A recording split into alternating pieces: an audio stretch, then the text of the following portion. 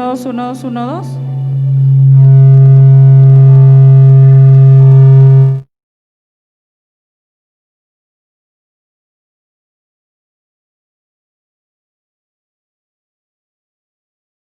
Muchísimas gracias por acompañarnos a esta presentación de estos resultados de la auditoría social realizada por la Asociación para una Sociedad Más Justa, capítulo en Honduras de Transparencia Internacional.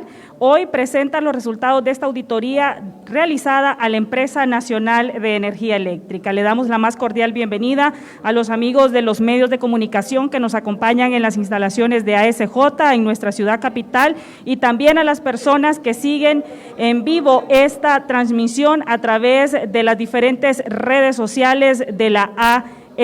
A partir de este momento, damos inicio a la presentación de los resultados de esta auditoría con datos que sin lugar a dudas, información que todos los hondureños debemos manejar. También queremos darles la bienvenida a las personas que se han conectado de manera directa a esta reunión virtual que hemos habilitado a través de la plataforma Zoom y que sabemos nos están viendo en diferentes partes de nuestro país, pero también fuera de las fronteras nacionales. Es así que vamos a pedir al vicepresidente de FOPRIDE, al señor Nelson García, que nos ayude con una invocación a Dios para iniciar con este evento público en donde presentamos los resultados de esta auditoría social. Don Nelson, lo escuchamos. Buenos días, adelante. Bueno, buenos días a todos y a todas. Queremos dedicar este evento al Señor Jesús. Sabemos que ASJ es una organización basada en la fe y que desde esa perspectiva, en busca del ayudar al prójimo, en busca de buscar la paz, buscar la justicia, está haciendo todo este trabajo. Quiero solo leer un versículo que me encanta, es justamente en Deuteronomio 16, 19, dice lo siguiente: no torcerás el derecho, no harás acepción de personas, no aceptarás soborno, porque el soborno cierra los ojos de los sabios y corrompe las palabras de los justos. Me encanta este versículo. Así que voy a invitarles a los que compartimos la fe para poder poner este evento en manos del Señor. Padre Dios poderoso, omnipotente, omnipresente, omnisciente, y que has estado con nosotros y que sigues de la mano de los más necesitados, de los sedientos de paz y de los sedientos de justicia. Padre, ponemos en tus manos este evento, pedimos al Señor que cubra con su mano poderosa todo el equipo de ASJ, Padre, que sabemos los riesgos que corren por tocar intereses que ya sabemos que son muy, pero muy delicados y muy peligrosos en países como los nuestros. Los ponemos en tus manos, igualmente a todos los que están allí conectados, Padre, para que puedan tener la apertura y la aptitud también de buscar cambios y hacer las cosas bien en nuestro país. En tu nombre damos gracias. Amén y amén. Muchas gracias a don Nelson García, vicepresidente de FOPRIDE, que nos acompaña también en esta reunión Zoom que se ha habilitado para dar seguimiento a los resultados de esta auditoría social. Pérdidas millonarias, incumplimientos de contratos y leyes ventajosas para generadores de energía destaca entre los hallazgos de esta veeduría social realizada por la ASJ a la Empresa Nacional de Energía Eléctrica. Pero que sea el director ejecutivo de la ASJ, don Carlos Hernández, quien a continuación nos exponga con detalles los resultados de esta auditoría social.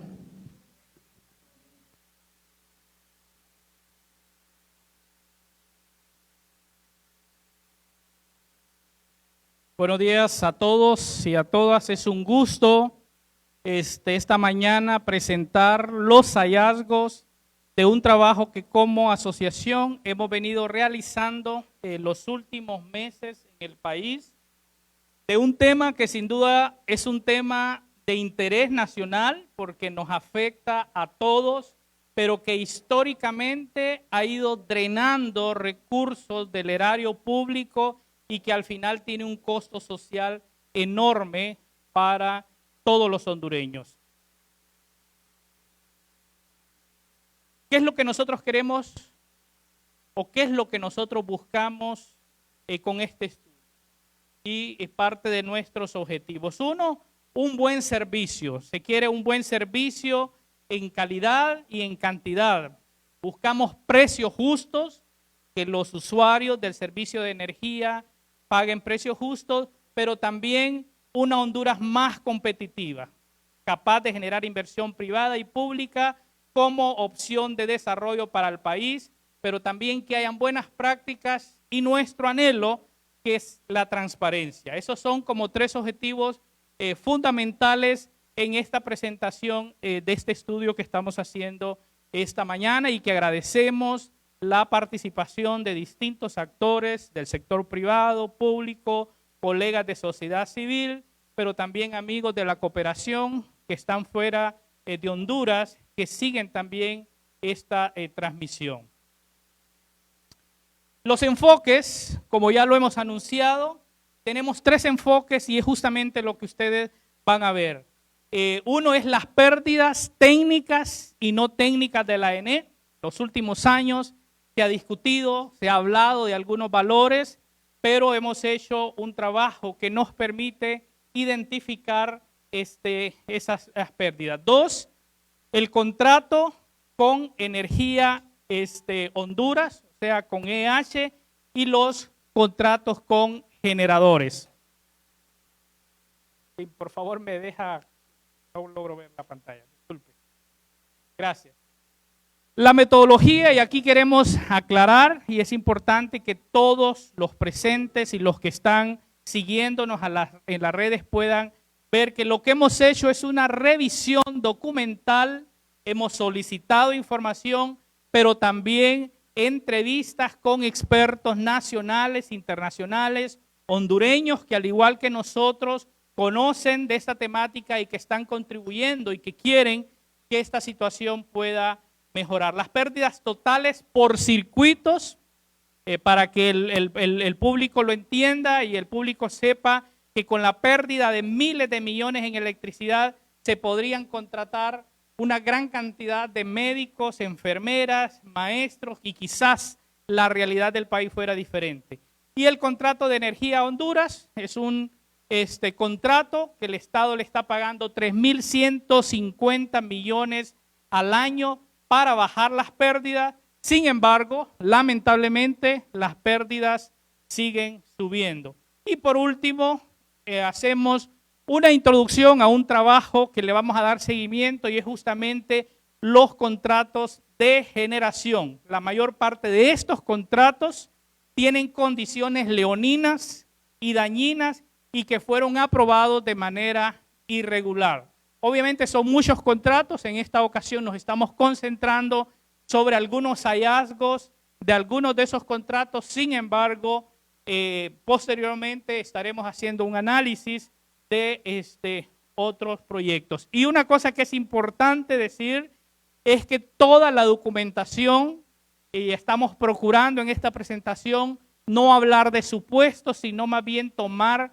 como base la información oficial, información documental, información que lamentablemente no siempre es pública, que tiene que ser pública, pero que no siempre es pública. Y bueno, las estadísticas de la ENE sobre pérdidas técnicas y no técnicas. Y aquí empezamos.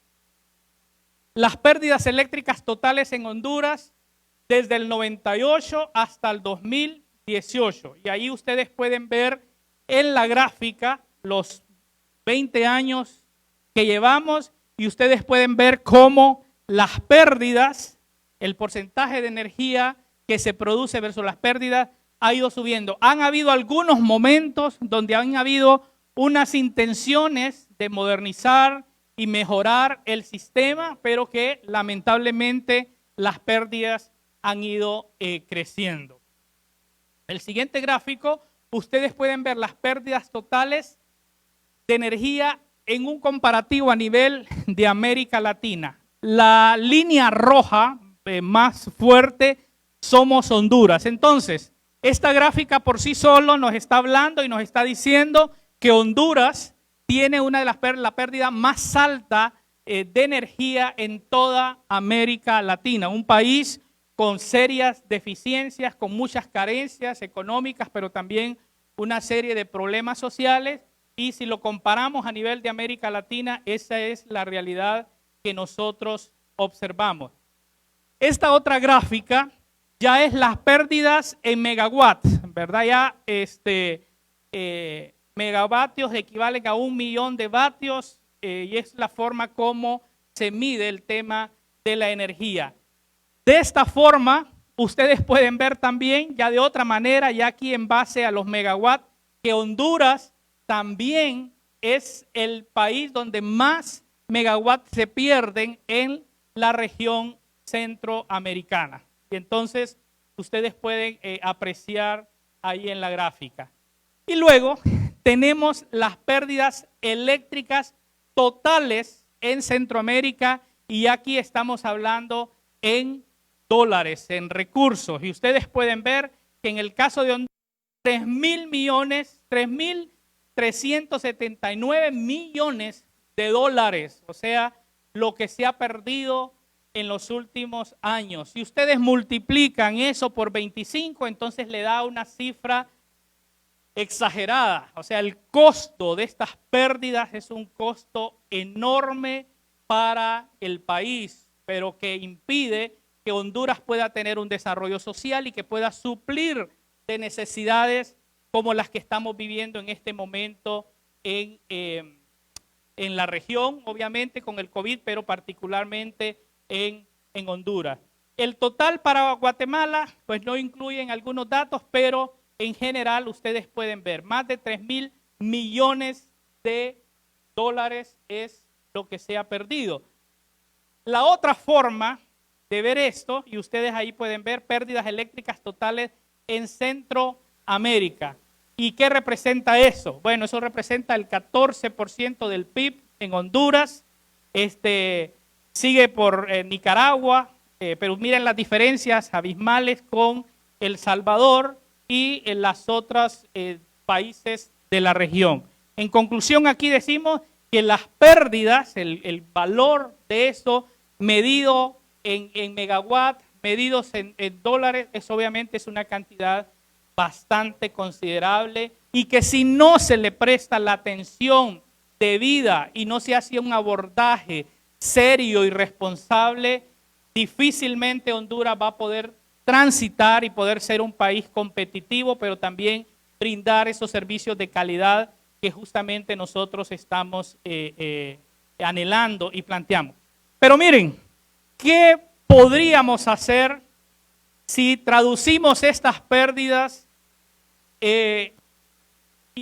a los servicios sociales que se brindan en Honduras? Y ustedes pueden ver esta gráfica, el presupuesto de educación para el 2020, y ustedes pueden ver ahí en amarillo lo que se pierde en electricidad. O sea, y el último dato que tenemos aquí es del 2017, o sea, casi la mitad del presupuesto de educación, pero casi igual al presupuesto de salud. Si nosotros le sumáramos todas esas pérdidas que hemos tenido en energía a salud, entonces tendríamos obviamente casi el doble del presupuesto y de la misma forma en el tema de seguridad y el tema de defensa. Con esto, decir entonces que el costo y las pérdidas por energía tienen un impacto enorme en la actividad social, educativa, de salud de los hondureños. Y aquí, este es un dato, y amigos de la prensa y los que están ahí, que interesa que ustedes puedan ver esto. Estos son los datos de los 18 circuitos en Honduras con las mayores pérdidas en el 2019. O sea, el porcentaje de energía en cada circuito que se pierde del total. Entonces ustedes pueden ver, por ejemplo, que el circuito de Masca pierde el 64% de la energía que se produce. Y cuando estoy hablando de que se pierde, aquí estoy hablando de que se la roban, ¿verdad? Que tienen pegues clandestinos, y más adelante vamos a ver otras prácticas. Pero ahí ustedes pueden ver el circuito Santa Marta, La Victoria, Bermejo, y todos estos, que al final más del 50% de la energía que entra a esos circuitos se pierde. Eso que no entra a las arcas de la ENE, y por supuesto, obviamente, que tiene un impacto en todos los hondureños. Pero aquí ustedes pueden ver la energía perdida por circuito. Ya esto es traducido en dólares, en dinero. Entonces tenemos el primero, Santa Lucía. Yo me preguntaba, ¿dónde está ese circuito? Bueno, ese circuito es en Choluteca. Entonces, ¿qué nos está diciendo ahí? Que en Choluteca, el circuito Santa Lucía, se pierden las pérdidas en el 2019 fue de poco más de 12 millones de dólares. O sea, una cantidad exagerada. Solamente ahí en ese circuito en Choluteca. Pero ahí tenemos los otros circuitos. Miren el caso de Naco, el caso del Progreso, otro circuito en Naco, otro circuito en Bermejo. O sea, en el norte del país, la concentración de varios circuitos con esas pérdidas. Con esto lo que quiero decir es que ya sabemos de manera puntual cuáles son las zonas donde más se está perdiendo la energía, donde se están robando la energía, donde no hay un mecanismo de gestión eficiente para recuperar los valores que se deberían de percibir y que obviamente deberían de tener a la empresa de energía en otras condiciones. Pero aquí ustedes pueden ver solamente el circuito de Santa Lucía. Si no se perdiera esa energía, si no se robaran esa energía en Choluteca, ¿qué pasaría? ¿Qué podríamos hacer? Bueno, con ese dinero podríamos contratar 643 médicos nuevos con plaza permanente. Con eso pudimos contratar 1.800 enfermeras. Con eso pudimos contratar 1.800 maestros o pagar 1.800 maestros al año. Si solamente en un circuito no se perdiera la energía. Pero lamentablemente del 100% apenas casi cerca de un 30% de la energía es la que se está, pagando. El resto de energía lamentablemente se pierde. Y estos datos obviamente son datos, las fuentes son datos oficiales de informes y es una información que obviamente está validado. Y aquí tenemos entonces que una pequeña parte de esa energía que se pierde es inevitable. Las prácticas internacionales, aún en los países más ordenados, más desarrollados, dice que entre el 5 y el 8% de energía se pierde. El resto, o sea, el 25%, en el caso particular de Honduras, se roba esa energía. Se usa, o sea, es una energía que se usa, pero que no se factura. ¿Cómo es eso? Bueno, aquí tenemos varios casos y esa información recopilada con expertos y funcionarios.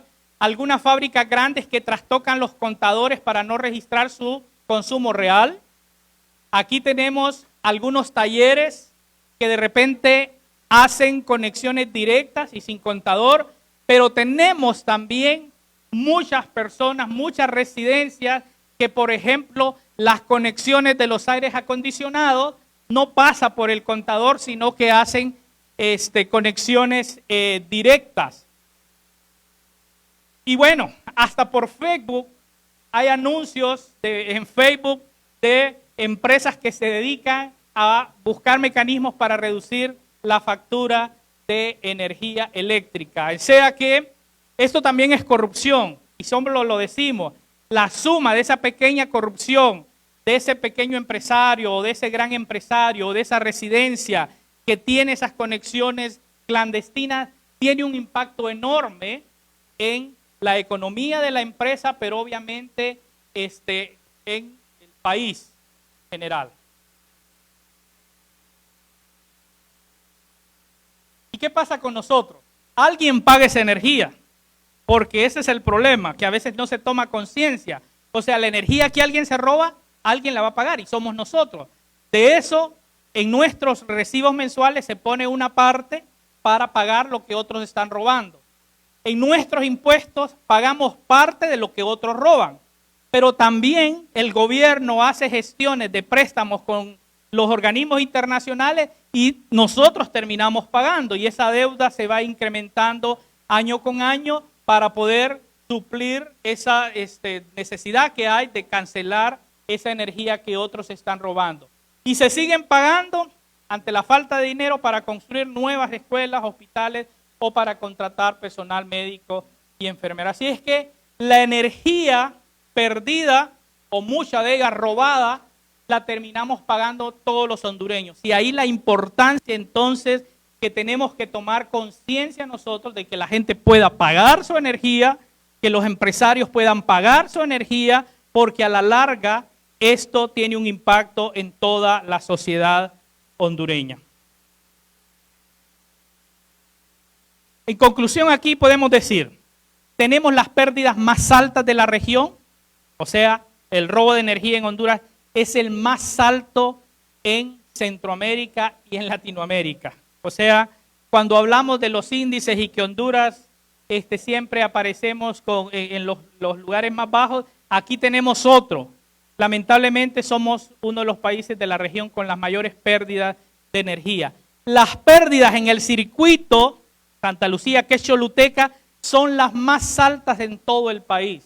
Y aquí una interrogante para los amigos, los representantes del departamento de Choluteca. Algo hay que hacer, hay que investigar qué es exactamente lo que está pasando, pero no puede ser que tenemos un circuito con las mayores pérdidas que al final el resto de hondureños de otra región tenemos que pagar.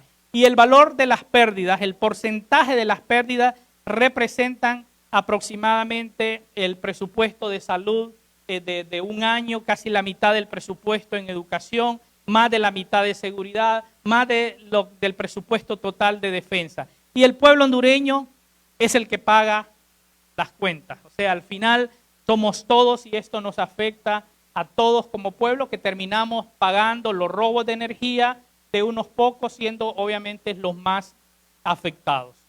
Esas son las conclusiones de esta primera parte. Luego vamos a ver el contrato de energía Honduras, EEH, que en las últimas semanas han habido algunas amenazas por incumplimiento, pero que hoy, de manera que lo puedan entender, hemos hecho un gran esfuerzo para que el pueblo hondureño pueda entender en qué consiste este contrato con la empresa Energía Honduras. En el 2016, el Estado de Honduras contrata a Energía Honduras y le paga 3.150 millones de lempiras al año.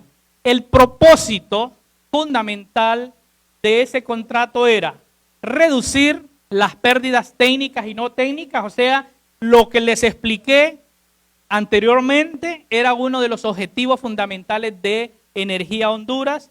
Tenía que disminuir la mora en recaudación, facturación y otros, pero también tenía que mejorar la calidad de servicios técnicos y comercial a los clientes. Esta era la razón, o sea, el Estado de Honduras ve que tenemos una cantidad, las pérdidas más altas en energía en ese momento, que hay un mal servicio, que hay una gran cantidad de mora y contrata y busca un operador privado para que ayude y a cambio de eso le paga 3.150 millones de lempiras al año. Ahora, la gran pregunta es, ¿se ha cumplido esos tres objetivos fundamentales? ¿Qué es lo que ha pasado? Y ustedes pueden ver entonces a continuación. Según el contrato de Energía Honduras, tenía que cumplir con la reducción de pérdidas totales así, de esa forma. Y ustedes ahí pueden verlo. O sea, cuando se firma esto, la base de pérdidas era un 29% de la energía que se perdía y la intención era que eso se iba a ir reduciendo año tras año para obviamente mejorar las finanzas de la Empresa Nacional de Energía Eléctrica. Sin embargo, no está logrando bajar las pérdidas, más bien han subido en los 2% en los últimos 3 años. Y extraoficialmente nos dicen, obviamente producto de la pandemia, que las pérdidas en el 2020 van a ser muchísimo más altas que ese 29%. Entonces la pregunta es rentable ese negocio que estamos pagando para obviamente cumplir un objetivo que no se está cumpliendo y lo podemos ver ahí en la gráfica? Se contrató, ya les decía, para bajar pérdidas y las pérdidas estaban en 8.000 millones anuales. 8.000 millones anuales era lo que se perdía cuando se firma el contrato. Actualmente son casi 12.000 millones de lempiras lo que se pierde. O sea, lejos, obviamente, de ir reduciendo esas pérdidas van subiendo. Esta cantidad nos toca a todos pagarlo. Y es importante, pueblo hondureño, que se dé cuenta de eso. Esa cantidad de dinero lo estamos pagando nosotros. Lo paga la gente más pobre, porque lamentablemente esa es la tendencia. Los más pobres al final son los que les toca pagar gran parte de estas facturas. ¿Y cómo lo hace? Bueno, en su recibo, pero también el no tener condiciones dignas de salud, de educación y otras condiciones que le permiten experimentar desarrollo. Y en estos momentos de crisis sanitaria, este dinero podría estar mejorando el servicio de salud para la población hondureña. Vamos a ver algunos detalles. EH, según el contrato, tenía que hacer inversiones cada año. O sea, en el contrato convinieron que cada año iban a hacer inversiones que se requería la empresa para obviamente mejorar el servicio. Entre el 2017 y el 2018, 93 millones de dólares, 105 millones de dólares, 18 y 19. Y bueno, al final, a la fecha, tuvo que haber invertido casi 321 millones de dólares. Sin embargo, miren qué interesante esto. Ellos dicen que solamente han invertido, ellos reconocen que solo han invertido 117 millones. Sin embargo, en los informes del supervisor y de la superintendencia de alianza público-privada establece que apenas han invertido 62, un poco más, casi 63 millones de dólares. En conclusión, la pregunta, ¿se está cumpliendo con lo que establece el contrato? Y ustedes pueden ver, no se hizo en el 2018, el 2019 y obviamente tampoco en el 2020. EH no ha bajado pérdidas y solo ha invertido un 20% de lo que tenía que invertir, de las inversiones que tenía que hacerse para bajar esas pérdidas. Y obviamente está entonces incumpliendo los términos pactados en el contrato. El Estado, ¿cómo se estructura esto? Bueno, el Estado contrata a un banco en el 2013 por medio de un fideicomiso para que seleccionara a una empresa con experiencia para que esta empresa mejorara la situación de la ANE. Y ahí ustedes pueden ver los datos de ese fideicomiso. Se aprobaron en el 2013, siendo presidente el expresidente Lobo y el presidente actual siendo el presidente del Congreso de la República. El fideicomiso es por 30 años y el plazo del contrato de EH es por 7 años. Y ahí ustedes pueden ver quiénes fueron los que firmaron ese contrato. Ficosa, que fue el banco del fideicomiso, dirigió un concurso internacional de APP del cual seleccionaron esta empresa de forma rápida. Como buenas prácticas internacionales, y es lo que nosotros hemos ido estudiando y analizando, todas las prácticas en la región para la estructuración de un proyecto de esta magnitud, obviamente se tiene que hacer una convocatoria de oferta con mucho tiempo para que las empresas interesadas puedan estructurar su proyecto. Sin embargo, pasaron 2 meses, desde el 10 de abril del 2000 2015 al 12 de junio del 2015, o sea, según los expertos, según los analistas nacionales e internacionales que hemos consultado, nos dice que este tiempo fue insuficiente para presentar una buena oferta. O sea, las empresas interesadas tuvieron ese tiempo que fue limitado para poder estructurar de manera técnica ese proyecto. Al final del proceso, ¿qué pasa? Solo se presentan 2 empresas a participar. Una es Manitoba y otro EH. Sin embargo, solamente EH presenta ofertas. Manitoba retiró pliegos de condiciones para participar inicialmente en el concurso, pero al final no presentó oferta. Y lo que llama la atención es que 18 meses después, casi un año, 2 años después, se le contrata como el supervisor. En casi 9 meses, entre el aviso y la notificación de adjudicación, el banco y el Estado de Honduras contrataron a EH con las siguientes condiciones. Bueno, el plazo, ya les decía, 7 años, la etapa preoperativa, que fueron 6 meses, y ahí están las fechas, el monto de inversión, ¿verdad? 358 millones, un pago por honorario fijo de 15 millones mensuales de dólares. Eso fue lo pactado en ese momento, que se le iba a pagar 15 millones de dólares. ¿Y quiénes firmaron este contrato? Y ustedes ahí pueden ver, ahí están las firmas, y esto es una copia, y aclaro, ¿verdad? Porque lamentablemente a veces hay hipersensibilidad. Esa es una copia del documento oficial. ¿Quiénes son los que firman ese contrato? Pero aquí hay un tema súper importante, y ayer hablaba con uno de los miembros de la Junta Directiva del Congreso y les decía, y hablábamos un poco sobre este tema. Los contratos de EAPP deben de ser aprobados por el Congreso Nacional. Esa es la norma, y en una democracia donde hay pesos y contrapesos y donde están obviamente los que representan al pueblo hondureño, el espíritu de eso es justamente que pueda haber un debate amplio y que se pueda tener contrataciones que sean de beneficio al pueblo hondureño. Sin embargo, para evitar eso, es una práctica aquí en Honduras que sí es legal y no lo cuestionamos.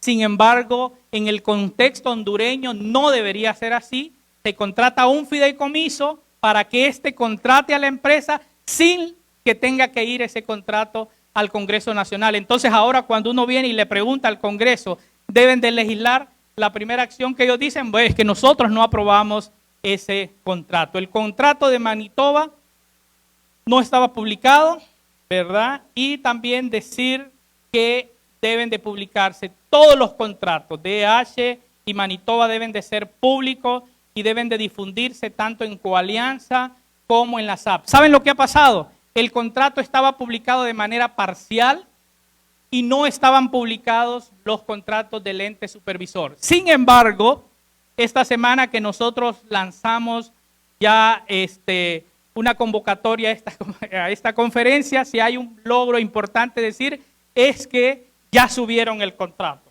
Pero recién lo acabas de hacer, y incluso la página de la SAP estuvo suspendida en varios momentos. Suponemos nosotros y esperaríamos que es para cumplir con esta norma, que obviamente es una norma que deben de observar todas las instituciones públicas. Solo hay un informe mensual de Manitoba en la SAP, que es el de enero a febrero del 2020, cuando hay casi 150 informes de este ente supervisor privado, donde hace un análisis regular de las condiciones y el cumplimiento de este contrato.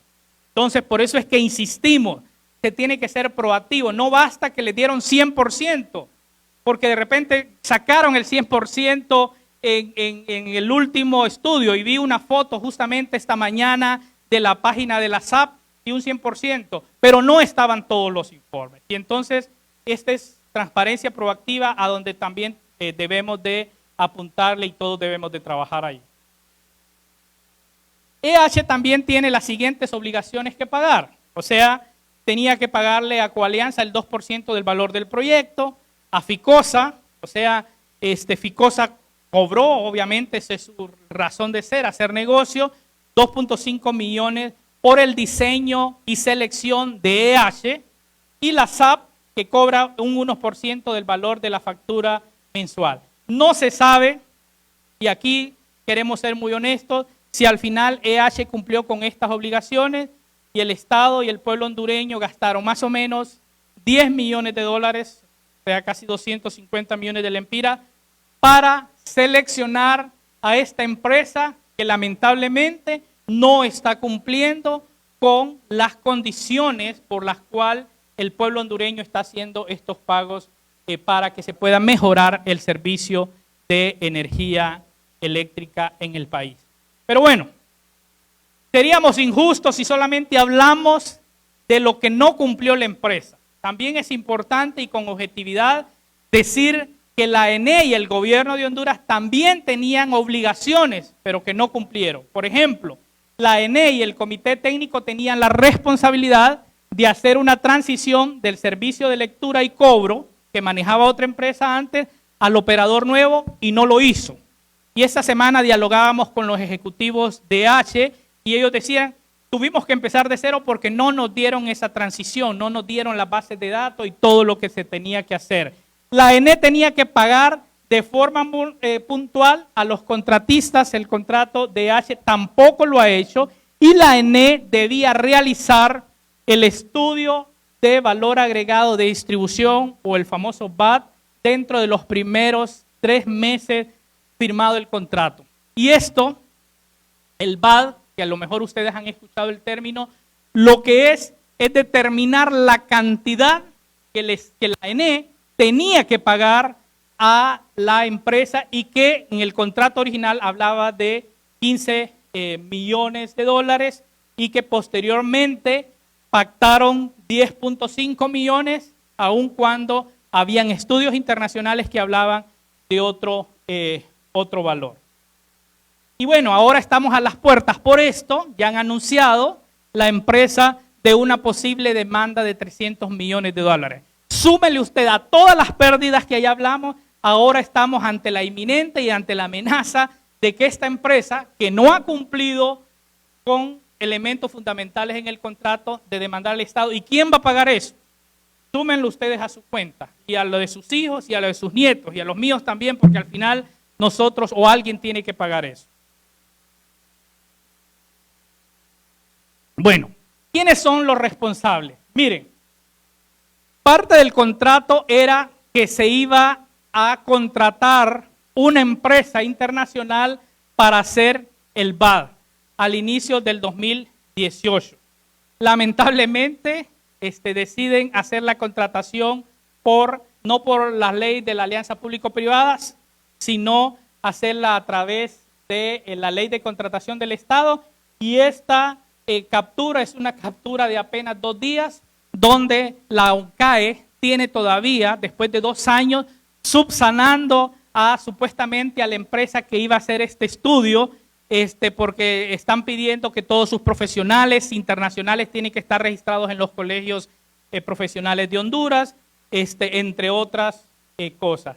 Este paso es el incumplimiento mayor del Estado y genera esta posible demanda de 300 millones de dólares. O sea, pactan 15 millones, luego en una negociación interna deciden que no van a hacer el Estado y la empresa se ponen de acuerdo y dicen, mira, 15 millones es mucho, dejémoslo en 10 millones. Sin embargo, hay un estudio del Banco Interamericano de Desarrollo que dice que el VAT debería de ser 7 millones de dólares. O sea, según ese estudio, aún con los 10 que se le está dando, y bueno, ahí es la pregunta, ¿cómo una empresa seria, responsable, decide que de 15 millones se baje a 10 millones de lempiras el pago que se le estaba brindando mensualmente?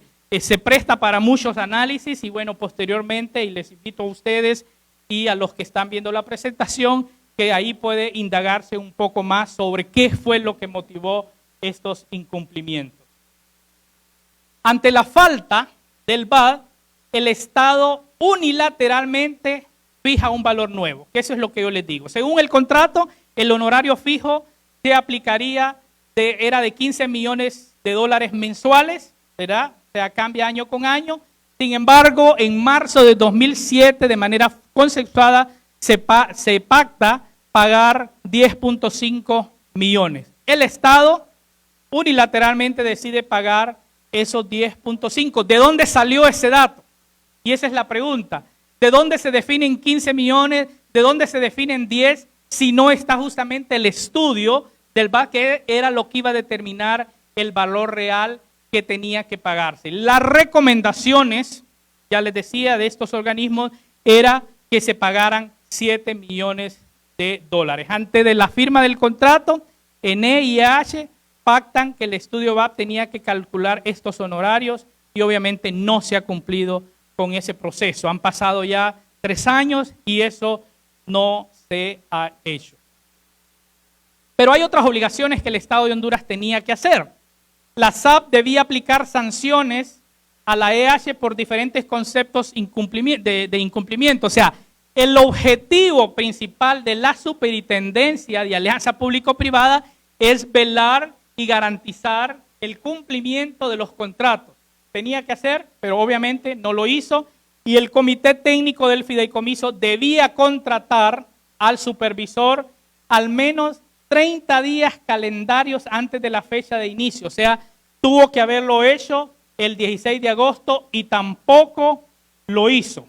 Entonces, en conclusión aquí, la EH ha incumplido muchas cosas y la SAP nunca intentó aplicar sanciones, pero también un gran peligro es que el contrato de EH estuvo sin supervisión por más de 18 meses, dejando una ventaja para cometer varias irregularidades. En conclusiones aquí, ¿cuáles son las conclusiones? 1, EH ha incumplido en temas grandes, como ser las pérdidas no han bajado según el contrato, más bien han subido a 28%, o sea, de 8.000 millones a 12.000 millones. Al 2019 solo se han invertido 62 millones de dólares cuando prometieron invertir 105. El Estado no hizo el estudio del VAD, cambió los honorarios sin tener ese elemento y ese estudio que era vital, y no se ha pagado a su contratista ni se han hecho las inversiones. Coalianza y el banco del fideicomiso, un proceso que en otros países se da de 6 a 8 meses para presentar la oferta, aquí se presentaron en 2. El argumento que nos decían algunos de los técnicos del banco es que tenían mucha presión, que el Estado estaba urgido, y entonces fue por eso que en un periodo relativamente corto se le da a las empresas para que presenten la oferta. Y bueno, al final escogen una empresa ganadora sin ninguna otra empresa oferente. Y esto no es que es ilegal, pero al final estamos hablando de un gran, era un gran problema que se quería resolver. Y bueno, las prácticas internacionales, buenas prácticas, nos dicen que por lo menos deberían de haber 5 empresas interesadas. ¿Por qué razón no mostraron interés? Bueno, ahí hay que hacer análisis más técnicos sobre esto.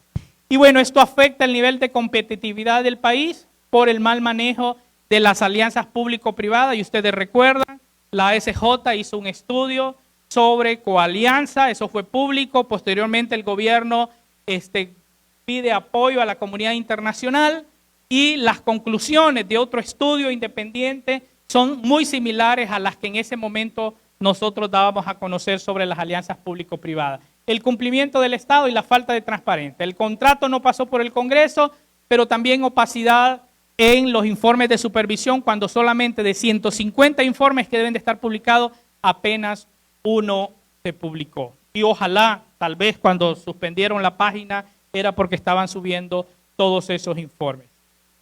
Algunas recomendaciones que nosotros estamos dando, porque esto es un tema de Estado, y esto no se puede postergar, y esto se tiene que enfrentar de manera contundente, y ojalá, y esperaríamos nosotros, y es la intención que a partir de esta presentación, los distintos funcionarios del gobierno, sabemos que nos están viendo, que algunos están conectados, busquen mecanismos viables para resolver el problema.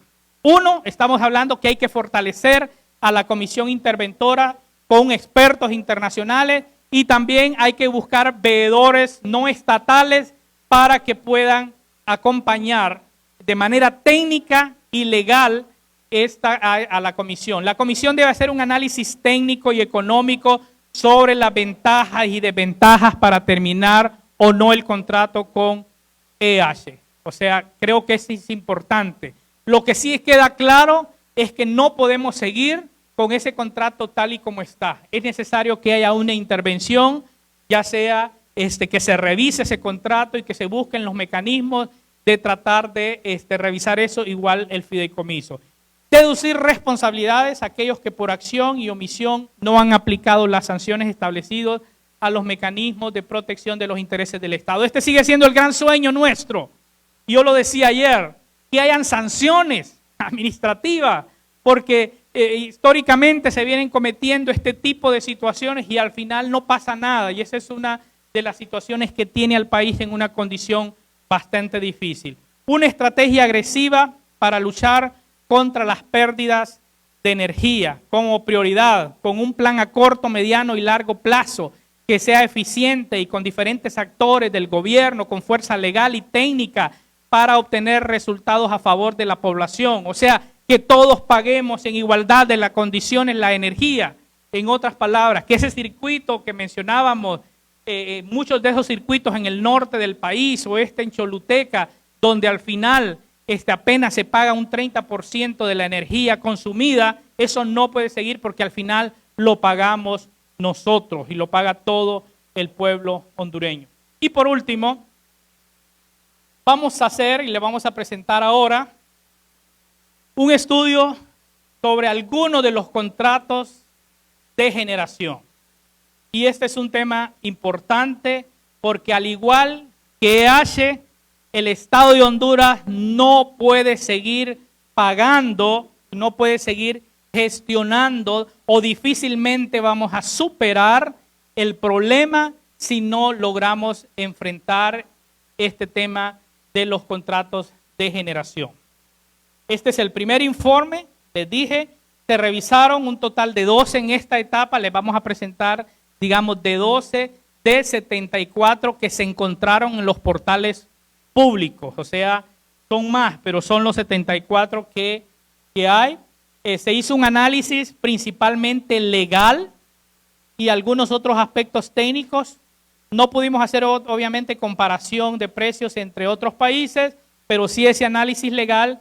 Y estos resultados son los primeros que se presentarán de una serie de auditorías que vamos a realizar a los otros contratos. El criterio de selección de estos primeros que vamos a mostrarles hoy es por considerarse que tienen condiciones dañinas en contra de los intereses del Estado o porque tienen irregularidades. Y bueno, empezamos a dar algunos ejemplos de condiciones abusivas, que es el término que nosotros pagamos. Pagar potencia 24/7 a renovables que no pueden cumplirlo. Las prácticas internacionales dicen que es normal que a las generadoras de energía que pueden brindar un servicio en cualquier momento se les da un incentivo por pago de potencia. Pero ojo, aquellas que pueden generar energía en cualquier momento, pero resulta ser que la energía solar depende del sol. Entonces, si no hay sol, obviamente no hay energía. Por lo tanto, no se puede pagar ese valor de potencia 24/7, porque si el Estado quiere energía en la noche, después de varios días nublados, no va a haber la potencia y la capacidad para brindar esto. Pero si se seca el río o si el caudal del río bajó, lo mismo va a suceder. Pero esa opción generalmente no aplica a las generadoras con recursos renovables, ya que no son permanentes, dependen del sol, del viento, del río. A todas las empresas se les brindan otras ganancias. Desde el 2006, ya lo van a ver ustedes más adelante, se les exonera de todo tipo de impuestos. No pagan impuestos de venta, rentas, aranceles, importación, activo neto, etcétera. O sea, empresas que ya tenían una serie de beneficios, pero el 2013 se cambia la ley Y justamente cuando era presidente, expresidente Porfirio Lobo Sosa, y en esa sesión dirigió la sesión del Congreso Nacional el señor Ramón Velázquez Nasser, para que se le pague el beneficio por 10 años, aunque obviamente estas empresas no brindaran el servicio. Y bueno, las fuentes las tienen ahí. ¿De dónde sacamos esto? Es la Ley de Promoción a la Generación de Energía Eléctrica y Recursos Renovables, y se reformó esa ley, que era del 2006, se reforma en el 2013. ¿Qué significa eso? ¿Qué significa el EMPIRA? Y ustedes pueden ver las condiciones aquí. Ya a esas empresas, tanto a las eólicas como las solares, obviamente ya se les pagaba por la energía que generan y con las ventajas que ya tenían de no pagar una serie de impuestos. Se les paga a estas empresas 9,000 millones por su energía, donde obviamente ya tienen una ganancia. Se les paga 66 millones por un incentivo. La intención era que para estimular la producción de energía renovable y no usar energía que no es renovable, entonces se les iba a dar un 10% más, es un beneficio para estimular la energía renovable, pero a eso, esa acción que les dije nos cuesta 109 millones de dólares por un servicio de potencia que no existe. O sea, no tendríamos que estar pagando o no tuvimos que haber pagado 109 millones de dólares porque no es una energía que se produce 24/7 y no se produce porque es obvio que no se produce porque la energía renovable obviamente depende de esos factores que mencioné anteriormente. ¿Quiénes eran los gerentes? Y ese es solamente un gráfico para que ustedes vean que este es un problema estructural, este es un problema de Estado, este es un problema que está presente a lo largo de los últimos 20 años. Y ustedes pueden ver quiénes desde el 2006, cuando se aprueba esa ley que exonera de todo tipo de impuestos en el 2006, y ustedes pueden ver ahí quiénes eran los gerentes de la ANE, ¿verdad? Juan Bendec, Rixi Moncada, Jacobo da Costa, Roberto Martínez Lozano, Emil Jagüí, Roberto Ordóñez, Arturo Arita. Bueno, y aquí es otro elemento y otra de las recomendaciones que estamos dando. Si son los expertos, si son los técnicos, si son los mejores profesionales de Honduras en la materia, los que han dirigido la empresa durante ese tiempo, ahí están quienes han gobernado el país durante todo este tiempo que identificamos que han habido abusos, desde el expresidente Zelaya, luego el proyecto de transición, y el presidente Lobo y el presidente Juan Orlando Hernández y los presidentes de los poderes legislativos. La ley con nuevos incentivos es del 2006 y se reformó el 2013. O sea, ya el 2006 esa ley era muy beneficiosa. Ojalá a ver cuándo se aprueba una ley para beneficio de todos nosotros con esas condiciones que se aprobaron, pero no bastó eso. El 2013 se les da todavía un incentivo mayor.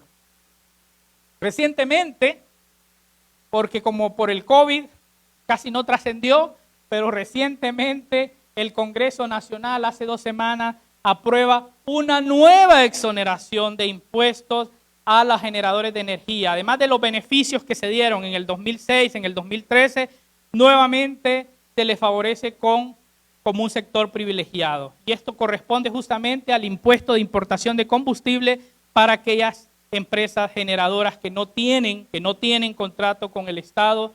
Y bueno, fue aprobado en el Congreso Nacional por los diputados oficialistas. Aquí tenemos otro ejemplo de condiciones abusivas. Y miren ustedes, una empresa, y le digo a la empresa porque tengo que aclarar, porque cada vez que hacemos estos informes hay reacciones y hay amenazas, pero estamos sacando esto de los documentos que son públicos y que deben de ser públicos. La ICE de Honduras participa en una licitación el 2017 ofertando energía con diésel. Eso era, y presenta su oferta en la licitación y ustedes pueden ver ahí los contrato. Pero cuando firman el contrato, cambian. Y ya no es energía con diésel, tal como ellos participaron, sino que producen energía a cambio de búnker. Y miren lo que dice, es algo textual de lo que dice el contrato, que es de una de las zonas de donde soy originario. El vendedor podrá sustituir la tecnología de generación de diésel a búnker sin que ello modifique las condiciones o el precio acordado en este contrato. Este contrato fue firmado por Jesús Arturo Mejía, siendo gerente de la ENE, por Juan Roberto Hirsch, siendo obviamente bajo el mandato del presidente Hernández y el presidente Oliva en el Congreso. ¿Cuáles son las fuentes? Bueno, las fuentes son los decretos, las fuentes son los documentos. ¿Qué significa eso? Y ustedes pueden ver aquí, este cambio de la ley provocó que no hubiese igualdad de condiciones en la participación de los otros oferentes en la licitación. 2, pudo haber provocado demandas al Estado, porque las otras empresas que ustedes ven ahí pueden haber dicho, bueno, ¿por qué hicieron los cambios en el contrato? Hay condiciones que no, que fueron beneficiosas para esta empresa, y obviamente el búnker es más sucio, afecta más el medio ambiente, pero también es más caro operar con diésel que con búnker. ¿Y saben qué? Y este contrato no fue aprobado por el Congreso Nacional. Ojo, que no estén gestando ahí la aprobación de este contrato, aun cuando ya está en ejecución, pero como se dieron cuenta que este contrato no fue aprobado por el Congreso, cuando la ley establece que tenía que ser aprobado con el Congreso, fuentes extraoficiales nos han dicho que han habido intenciones de poderlo hacer. Pero bueno, al final creo que aquí lo importante es mantenernos vigilantes y ojalá se pueda revisar a profundidad este tema y deducir responsabilidades a quienes la hayan. Entonces, es abusivo que se haya ofrecido producir energía con diésel y al final el contrato de manera arbitraria lo cambia el gerente de la empresa a búnker. Otro ejemplo de condiciones abusivas. Recuerden que les decía anteriormente que la ley da un beneficio de 10 años. Este incentivo de 10 años. Pero ¿saben qué sucede con este contrato? Se firma un contrato que deciden darle 15 años ese incentivo. O sea, al margen de lo que establece la ley. Y es el contrato eólica de Honduras. La ley ya daba un incentivo de pago por potencia por 10 años. El contrato le da 15 años, obviamente es ilegal. El costo para el Estado es de 2.4 millones de dólares y al parecer el Estado le debe a esta empresa aproximadamente 48 millones de dólares por concepto de pago por potencia cuando no brinda ese servicio. O sea, le debe algo supuestamente, pero no brinda ese servicio esta empresa. Y este dinero no se debe pagar, pues no se dio el servicio. Y ustedes pueden ver quién firmó ese contrato. Ese contrato fue firmado en el 2008 por este señor Gallego, por la gerente de la ENE en ese momento, que era la abogada Moncada, y esto fue en el periodo de gobierno del presidente Zelaya. Y miren ustedes, ahí está la copia de lo que establece ya y lo que dice la ley, teniendo esta última la obligación de firmar un contrato de suministro de potencia y su energía eléctrica asociada y comprar energía y potencia 10 años equivalentes a 120 meses. Sin embargo, se firma por 15. Esto se llama abuso de autoridad.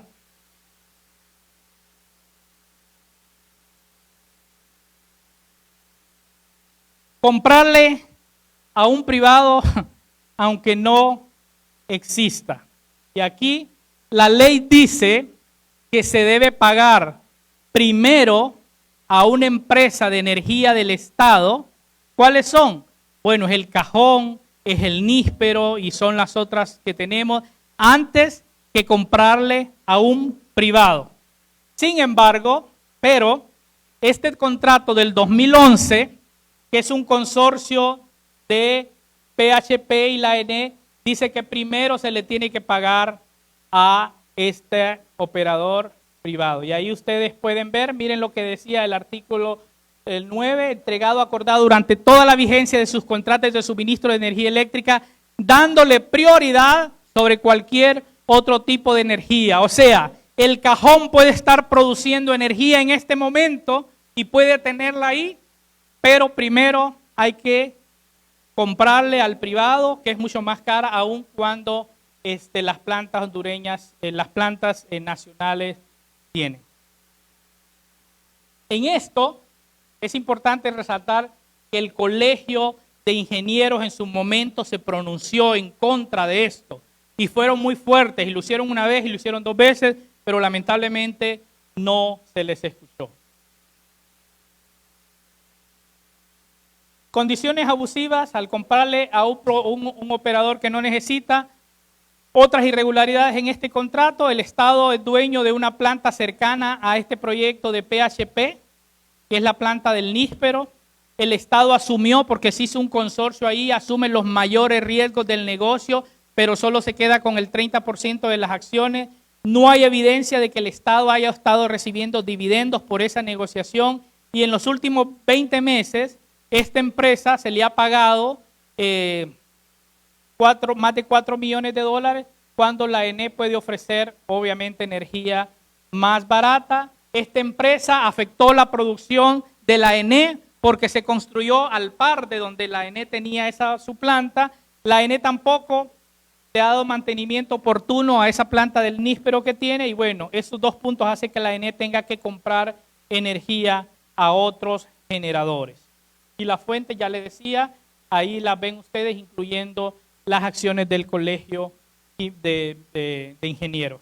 Ejemplo de condiciones abusivas: pagar 70 millones a una empresa que aún incumplido el contrato. Y ahí está el nombre de la empresa.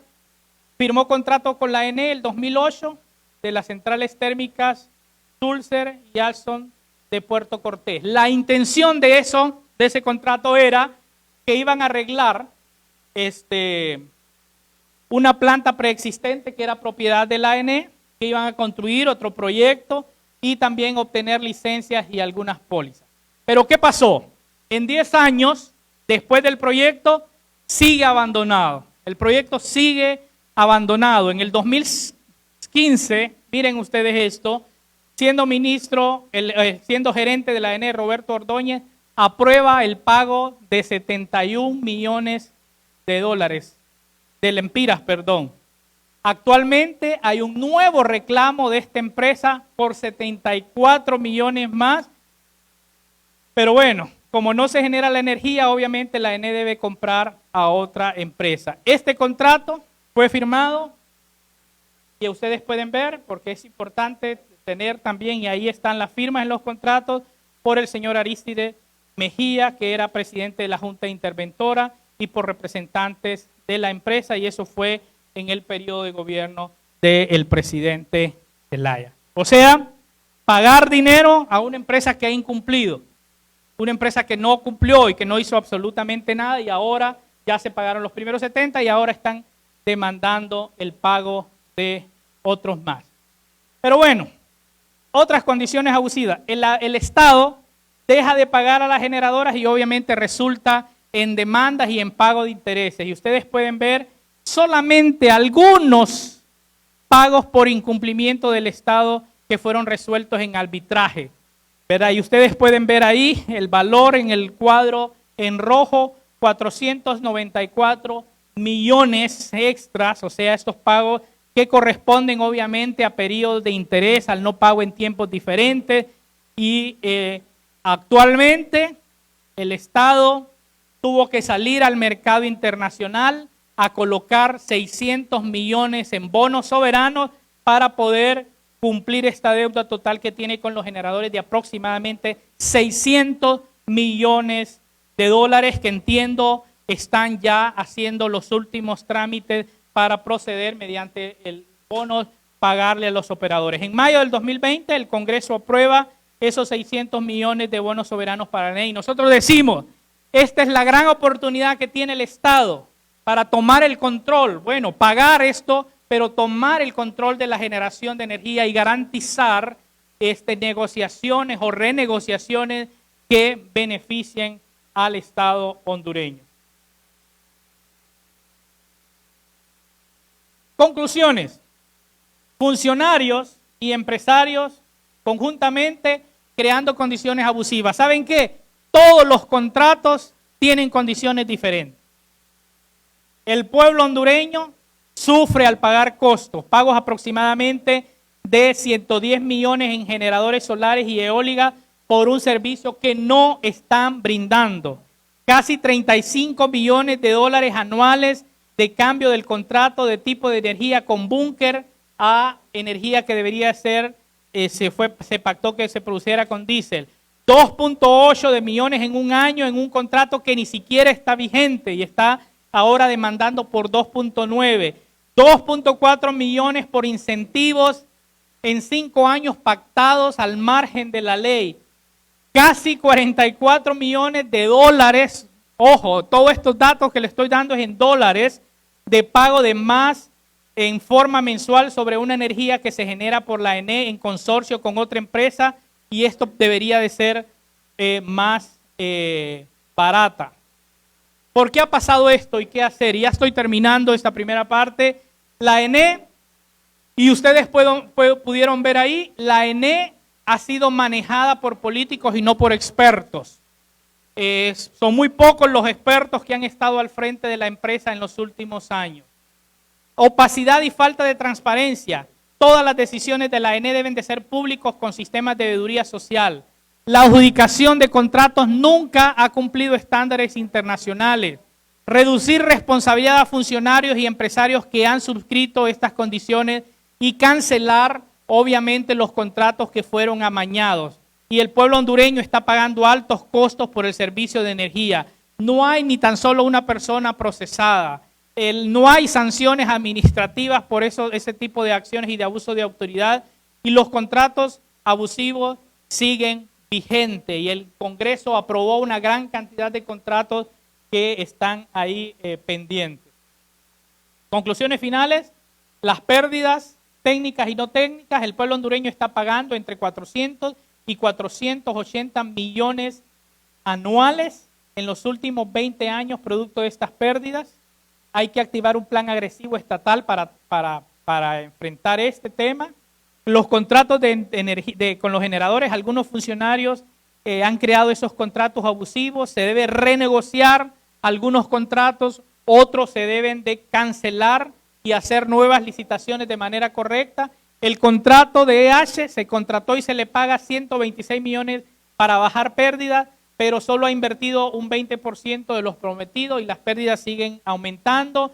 Se debe fortalecer la comisión interventora que está actualmente. Y bueno, en general, la ENE debe ser manejada por expertos, no por políticos. Se deben deducir responsabilidades y todo debe de ser público. Así es que esperamos nosotros, y vamos a escuchar algunas reacciones, pero esperamos nosotros que este estudio pueda contribuir a resolver y a tomar con mucha seriedad el tema de la empresa de energía eléctrica en Honduras. Muchísimas gracias al director ejecutivo de la Asociación para una Sociedad Más Justa, don Carlos Hernández, con esta amplia exposición de cada una de las 3 áreas que han sido cubiertas en esta auditoría social realizada por la Asociación para una Sociedad Más Justa. Y así como lo mencionaba don Carlos Hernández, vamos a habilitar en estos momentos para los amigos de los medios de comunicación que siguen en vivo esta presentación de resultados. Vamos a habilitar en estos momentos las pantallas porque tenemos también expertos en el tema que han seguido con detalle la presentación de los resultados de la auditoría a través de la reunión en Zoom, y vamos a escuchar a continuación al señor Mariano González. Él es especialista senior de energía, coordinador de energía para Centroamérica. Don Mariano, le vamos a solicitar que habilite su micrófono, así como también la cámara, para poder verlo y escucharlo con detalle, tanto para las personas que siguen esta transmisión en la reunión en Zoom, como también la que nos están viendo a través de las redes sociales de la ASJ, así como de las transmisiones a las cuales se han sumado diferentes amigos de los medios de comunicación. Veo a don Hugo Noé, pero vamos a escuchar antes al señor Mariano González, si me confirman que estamos listos.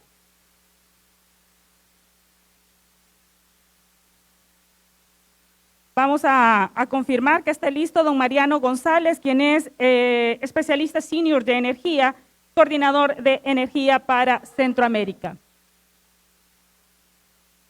Ok, vamos a unos minutos mientras él habilita su micrófono y también habilita su cámara para poder escucharlo con detalle y con atención, y continuamos también informándoles tanto para las personas que nos están viendo en Zoom como en redes sociales. Al finalizar cada una de las exposiciones vamos a abrir una etapa de preguntas y respuestas para que también darle la oportunidad a los amigos de los medios de comunicación a hacer sus entrevistas individuales. Don Mariano, buenos días, le escuchamos con atención.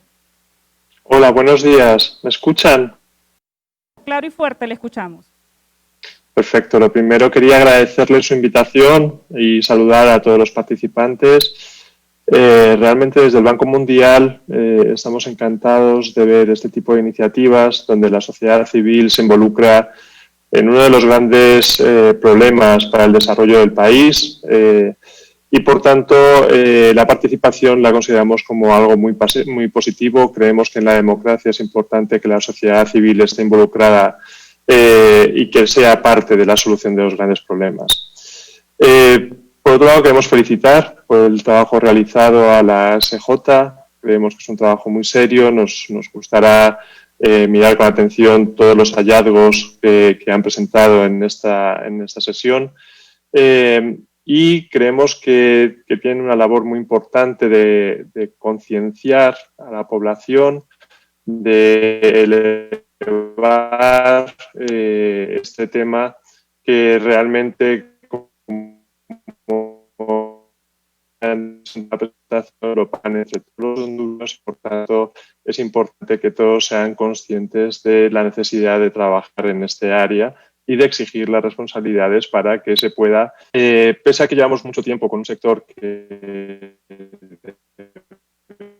debería mejorar, que es importante, como comentaba, esta participación de la sociedad civil,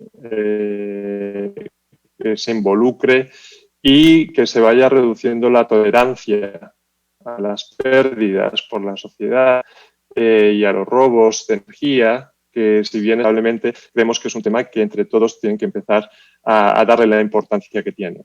Y por tanto, desde el Banco Mundial simplemente felicitarles y ponernos a disposición para apoyar en el futuro, porque la solución pasa por la colaboración de muchas instituciones y, por supuesto, de la sociedad civil. Muchísimas gracias por la invitación y felicitaciones. Muchas gracias a usted también. Gracias a usted por acompañarnos. Y rápidamente, a continuación, escuchamos también la intervención del señor Jaume Puig. Él es el especialista, él es representante, residente del Fondo Monetario Internacional en nuestro país y también ha seguido con atención la presentación de estos resultados. Don Jaime, si nos escucha, el señor Jaume Puig, lo escuchamos a continuación. Sí, hola. ¿Me escucha? Le escuchamos claramente y lo vemos también claramente. Bueno, buenos días. Muchas gracias por la invitación a dar unas breves reacciones a esta interesante presentación. Siempre seguimos con mucha atención las contribuciones que hace la sociedad civil en su papel de veeduría de las políticas públicas en el país y en este caso concreto en las políticas relacionadas con el sector eléctrico. Como Fondo Monetario estamos muy interesados en los objetivos generales que se han comentado al principio de la presentación, básicamente la importancia del servicio eléctrico, de un servicio eléctrico de calidad, como una condición clave para la competitividad del país, su desarrollo económico y la mejora de las condiciones de vida de la población. Me gustaría hacer énfasis especialmente en una parte que he encontrado muy interesante en el país, en el proceso de distribución de la electricidad. Como se ha comentado, estas pérdidas técnicas y no técnicas representan una merma muy importante para los recursos fiscales de los que dispone la administración pública del país para atender necesidades sociales y de inversión muy acuciantes que tiene el país. Y creo que la presentación hacía de manera muy acertada unas comparaciones, ¿no?, de los miles de médicos y maestros que se podrían contratar con estos recursos, y eso creo que es importante siempre tenerlo en cuenta y resaltarlo. Y como el estudio indicaba también, las pérdidas no son solo muy elevadas respecto al tamaño de la economía hondureña y en comparación con otros países de la región, sino que además no se han podido reducir en años recientes a pesar de los esfuerzos que se han realizado en estos años. Entonces, bueno, creo que es importante resaltar que este sigue siendo un objetivo primordial del proceso de reformas en el sector eléctrico y a su vez también es un objetivo importante del programa económico del gobierno que está apoyado por el acuerdo con el FMI.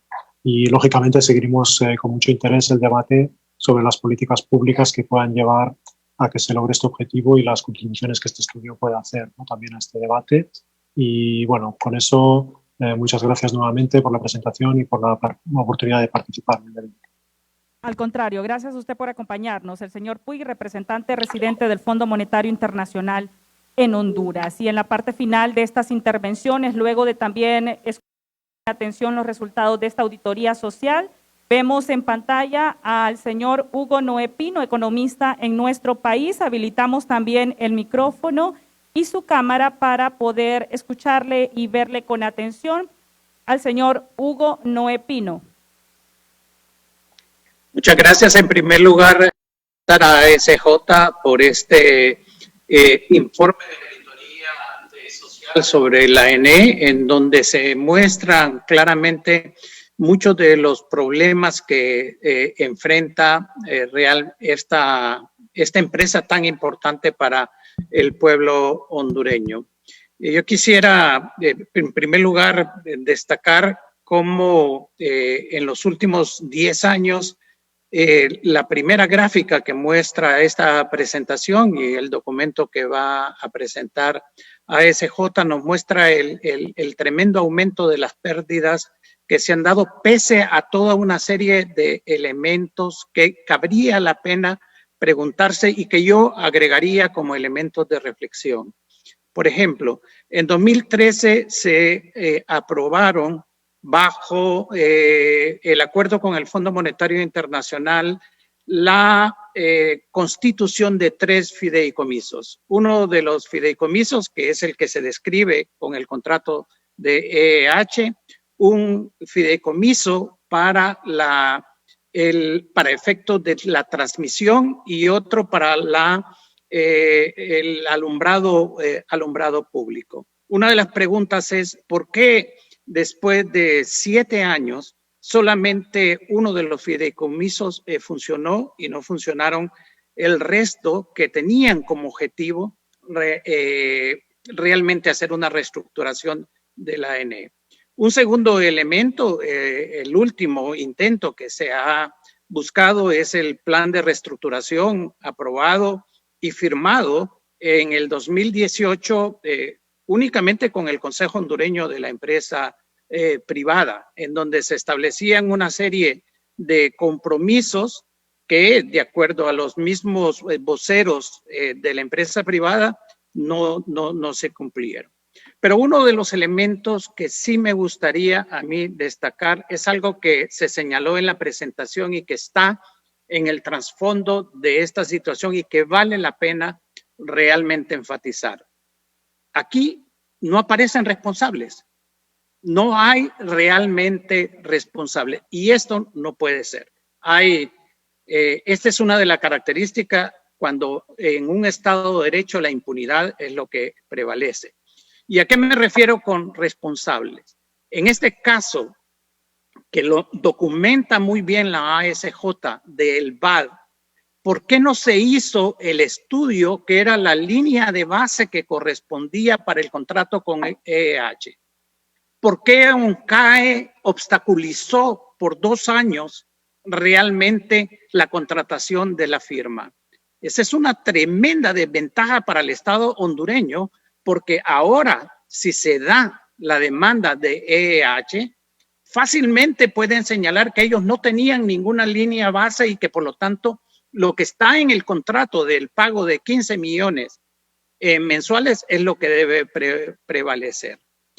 También Coalianza.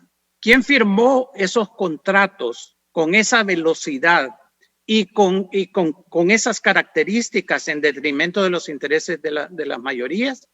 Habían presidentes de Coalianza, habían gerentes de la ENE. Entonces, todo esto requiere ponerlo en una perspectiva en donde se señalen responsables, porque el problema es que cuando no se señalan responsables y nadie lo es, la impunidad continúa. Y eso no lo estamos únicamente viendo en la ENE, lo estamos viendo en las asociaciones público-privadas y en mucho del funcionamiento del sector público, como Invest ahora, pero lo estamos viendo también en los problemas que se están planteando con Palmerola. Es más, yo invitaría a ASJ en la continuación de su veeduría social sobre estos contratos, que ahora se hiciera uno sobre el contrato de Palmerola. Yo creo que se van a encontrar las mismas irregularidades que se han encontrado en el de la energía. Pero aquí hay empresarios, funcionarios públicos y otros actores y agencias públicas que deben de realmente dar. Y finalizo con esto, que tiene que ver con las exoneraciones en el Congreso y la aprobación de contratos. Voy a hacer uso de una expresión que hizo el asesor de Juan Orlando Hernández, uno de los asesores actuales, que es el caso de Marvin Ponce. Cuando le hicieron una entrevista sobre la situación de la ENE y de los contratos de la ENE, él dijo, ¿y ustedes se han preguntado por qué se pelean los diputados por estar en la Comisión de Energía en el Congreso? Creo que esas son reflexiones válidas, porque lo que nos ha mostrado ASJ documentado, como bien se dijo durante la presentación, con datos, es realmente elementos que van en contra de los intereses de la mayoría de la población, porque todas estas exoneraciones, todos estos costos adicionales los paga el pueblo hondureño, no solamente en la tarifa.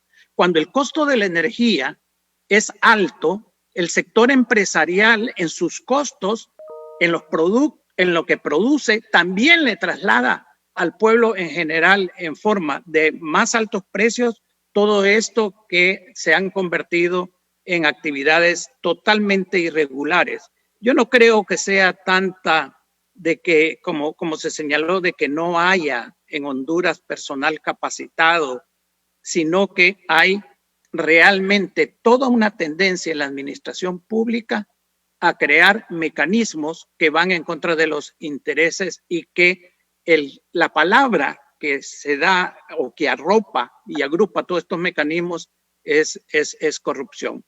Y finalizo señalando con esto que es una pequeña diferencia con las conclusiones que plantea ASJ. Yo creo que la ENE requiere de una auditoría independiente en donde yo propondría, por el hecho de que los organismos financieros han estado involucrados en toda esta actividad de las asociaciones público-privadas, de los contratos de la ENE y otras cosas, a la Unión Europea, al Colegio de Ingenieros Mecánicos, Electricistas y Químicos, al CIMEC, al Colegio de Economistas, al Colegio de Ingenieros, a un empresario que se demuestre que no tiene intereses directos ni indirectos para que hagan una profunda y al gobierno también, obviamente, una profunda análisis y auditoría con apoyo internacional a la empresa de energía eléctrica para que estos elementos que ASJ ha documentado se conozcan a profundidad y con mucha más información de la que ha podido hasta ahora, por razones obvias, obtener ASJ. Reitero mis felicitaciones a ASJ por este importante documento que da muchas luces acerca de cómo se ha conducido la administración pública, no solamente en el ENE, sino que en otros campos en nuestro país. Muchas gracias al señor Hugo Noé Pino en nuestro país. También gracias por su intervención. De esta manera, nosotros vamos a abrir una etapa de preguntas y respuestas. Son más de 170 personas las que están en la reunión virtual en Zoom, así que vamos a darle el espacio para que también se puedan generar preguntas en torno a los resultados de esta auditoría. Sin embargo, vamos a cerrar en este momento nuestra transmisión en Facebook Live, agradeciéndole como siempre a todas las personas que nos siguen en nuestras redes sociales e informarles que la presentación que han visto esta mañana estará disponible dentro de unos minutos en el sitio oficial de la Asociación para una Sociedad Más Justa, para que puedan seguir con detalle y consultar aún sobre estas 3 áreas de intervención que se han cubierto por medio de esta auditoría social realizado por el capítulo en Honduras de Transparencia Internacional. A nuestros seguidores en Facebook, muchas gracias por acompañarnos. Y bien, nos quedamos también en nuestra reunión en Zoom y